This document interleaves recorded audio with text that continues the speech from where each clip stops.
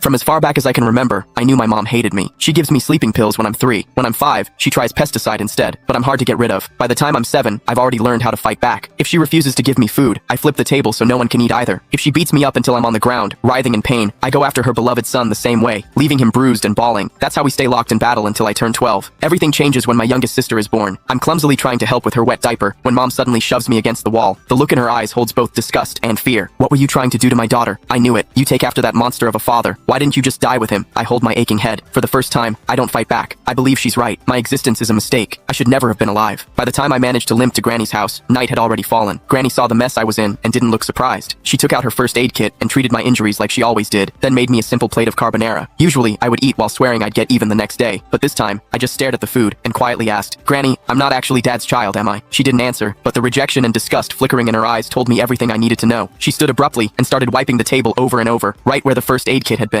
That was when I realized that my blood was something they all wanted to stay away from. I was the son of a rapist. No wonder Mom hated me. A sickening feeling rose in my throat. I bolted outside and leaned against the fence, retching. The night air stung the scrapes on my face. Before, whenever Mom hit me, I told myself she owed me for every bruise she'd inflicted on me. One day, I'd make her pay them back. But now, I didn't think I could even look her in the eye. I didn't stay at Granny's. She didn't come after me either. Instead, I wandered the streets with no idea where to go. That was when I saw a family outside a restaurant. They were celebrating someone's birthday, smiling and laughing. The woman in the middle was probably the mother. She looked so happy that I instinctively took a step back. Last year, on Mom's birthday, she'd smiled just like that before she saw me. The moment she saw me walk in, her smile vanished, replaced with utter disgust. Back then, we had an essay with the theme, My Mother. I wrote that Mom was a heartless villain. My teacher dragged me into her office and lectured me for an entire period. I barely heard most of it. I only remembered her saying, "No mother in this world would ever stop loving her child." I believed her. I saved money from collecting recyclables and bought my mom a birthday cake. I just wanted a hug, the same kind she gave my brother, Casper Willis. But her frigid expression was like a stab in the heart. I felt like a fool, standing there with that cake in my hands. Anger overwhelmed me. When no one was looking, I went out and caught a couple of frogs in the garden. Then, I hid them in the cake. I could still remember the way she screamed when they jumped out. Back then, I felt a twisted sense of satisfaction. I thought she didn't deserve to be a mother. I thought she had it coming. But now, I know the truth. The one who didn't deserve anything was me. My existence itself had hurt her. As I watched that mother's smile through the restaurant window, I made a decision. This year, for Mom's birthday, I would give her a gift she would truly be happy with, one that would free her completely. I decided to die. Once that thought took root in my mind, my steps felt lighter. I even started planning how to do it without troubling anyone. I needed to do something that wouldn't leave a mess. But before I could carry out my plan, a patrolling officer spotted me and brought me home. Mom answered the door. As the door shut behind us, I stared at the floor, unable to meet her eyes. Her icy tone sliced through the air. "Why didn't you just die out there?" I almost snapped back, but I forced the words down before they came out. Still, as I stared at her back, I couldn't stop myself from asking, what would you do if I really did die? Would she be the least bit sad? "If you've got the guts, hurry up and do it. I'd celebrate." She walked straight into my sibling's room and closed the door. I stood rooted to my spot in the living room. After a long while, I wiped my face and let out a humorless laugh. Mom would definitely like the birthday present I had prepared.